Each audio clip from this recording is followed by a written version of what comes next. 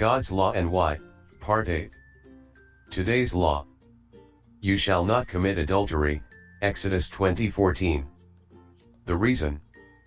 The first reason for this law, on the level of sense. Is this wrong? Is that wrong? That's not the point. Are you living your life sensibly, or are you a slave to something? That's the question.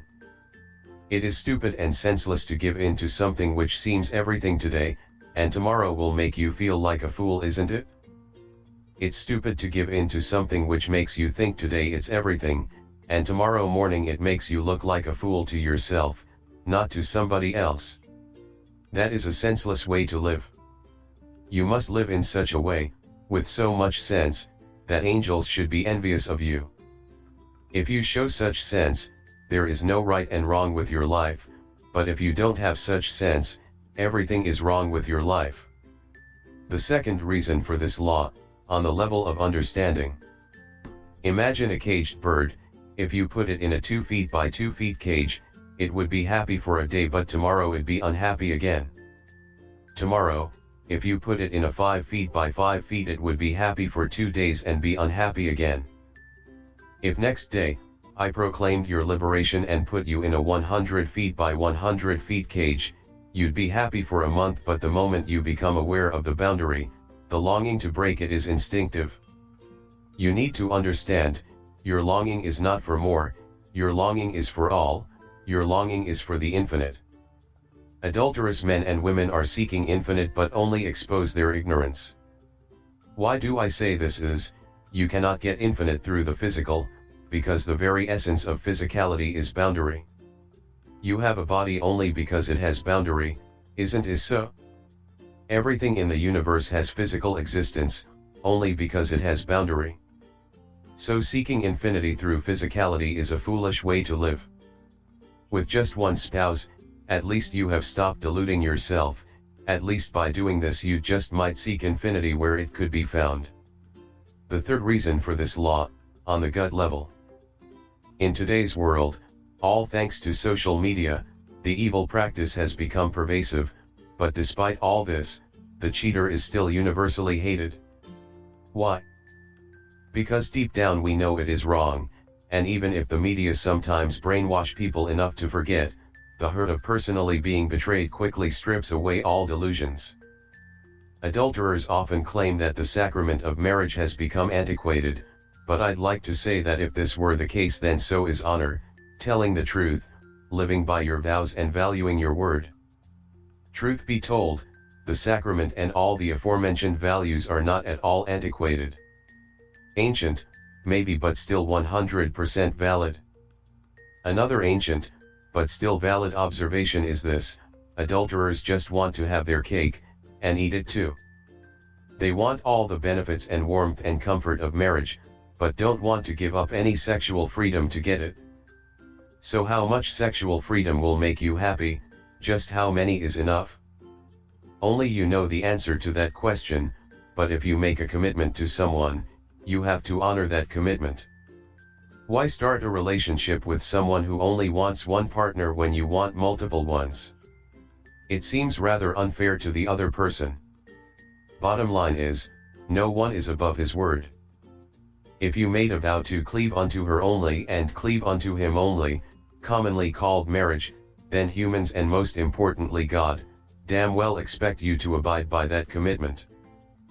Extramarital affairs result in psychological difficulties for the spouse along with symptoms of post-traumatic stress disorder including damaged self-esteem, confusion, depression, nightmares, disassociation from reality, complete collapse of faith in God and even suicide. As for the unfaithful spouse, he or she experiences intense guilt and depression which often they find impossible to forgive themselves for. Adultery threatens the family, the very building block of civilization the Ten Commandments seek to create. If the family is weakened, social stability becomes impossible. Adultery is the #1 cause of marriage breakups. In turn, the passing on of society's values from generation to generation becomes hopeless.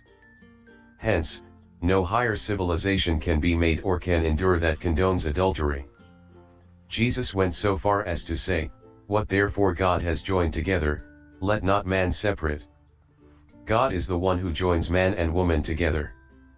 Marriage is more than a document that deals with assets, rights, and obligations. It is the physical, lasting union of a man and woman for life. Adultery is the tearing apart of the one flesh God has established. That's why it damages people emotionally, psychologically, and spiritually. The fourth reason for this law, on the level of resource allocation. Economic models do not speak well of adultery, because it often leads to poverty, as one man can take care of one family better than he can of 2, 3, or 4 families. Intact families can accumulate wealth and pass it down from generation to generation, whereas fooling around causes you to waste a whole lot of money. And it's not just money, it is also about time.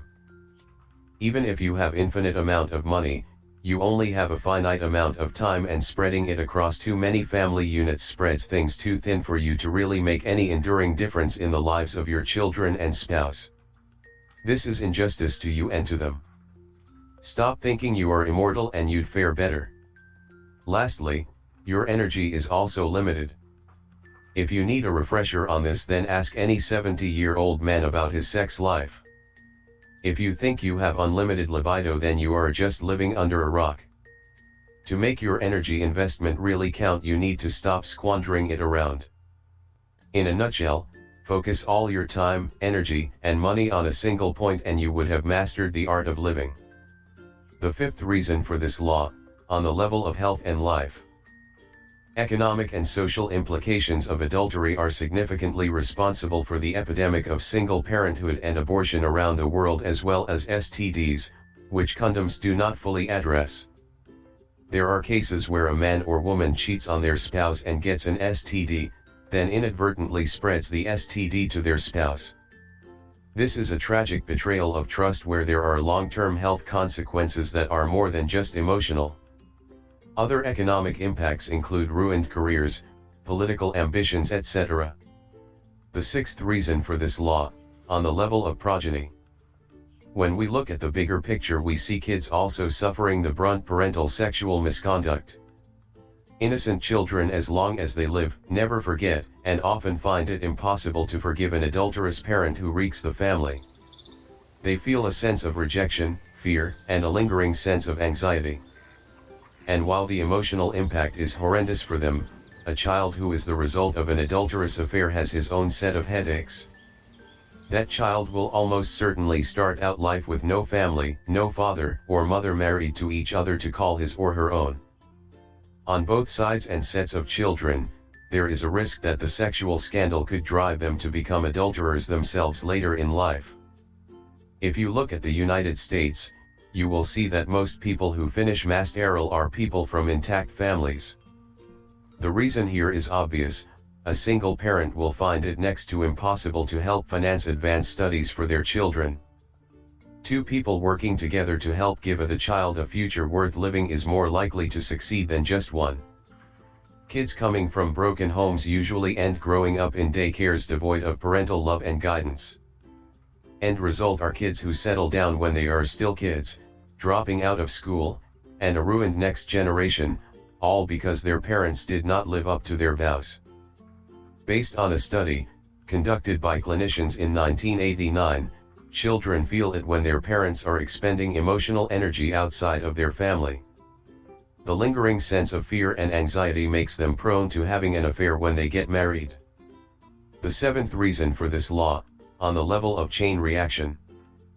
Physical adultery is an expression of spiritual adultery, which is why it is often the seed for other crimes like murder, otherwise known as crimes of passion. This is well documented in the biblical account of David.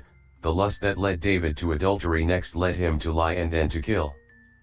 His sin reaped severe consequences. USA Today ran an article and talked about those who committed corporate fraud and found that in majority of cases the culprits were also guilty of adultery.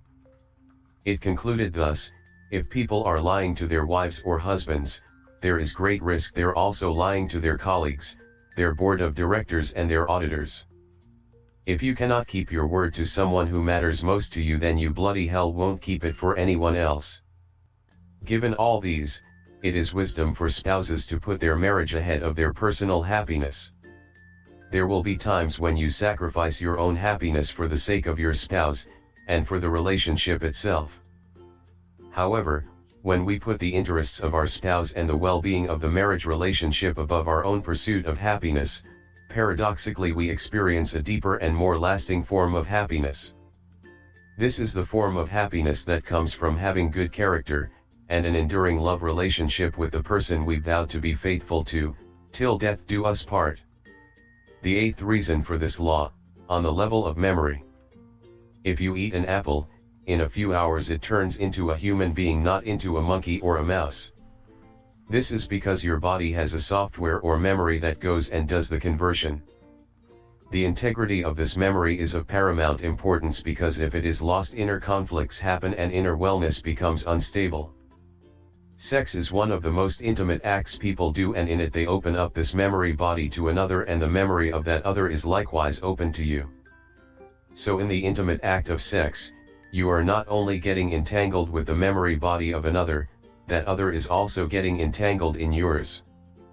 For this, the number of partner has to be kept to only one, ensuring body memory integrity is retained, otherwise there'd be too much unnecessary confusion, identification, and drama developing.